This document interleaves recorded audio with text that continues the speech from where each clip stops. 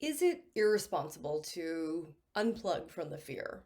Is that going to make us make bad choices and suddenly decide that we're not going to do social distancing and hand washing and taking precautions? Is that really true?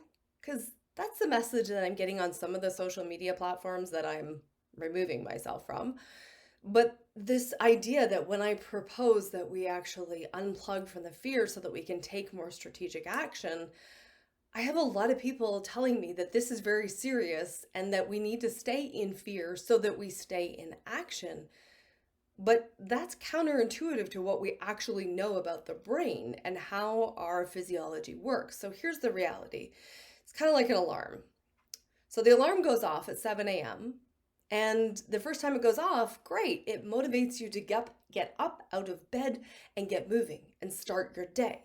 But if that alarm goes off every 5 minutes for the rest of your day, it won't take very long before that alarm is driving you batty and is interfering with your productivity. Because if it's going off, or even if it's even more accurate would be, it's going off at random times. You just get started on something and then all of a sudden, boom, you're hit with the alarm. It jars you.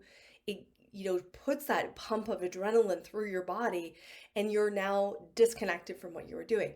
So this constant pumping of fear that most people are doing is actually counterintuitive. It is putting them out of action in the long term. And in particular with our businesses, this is not going to last forever. This pandemic will not be here forever. We do need to move into strategic action, but not from a place of fear. So if you need help getting out of the fear, getting into action, I would love to give you a hand with that. I'm Dana Ferrant. Send me a message.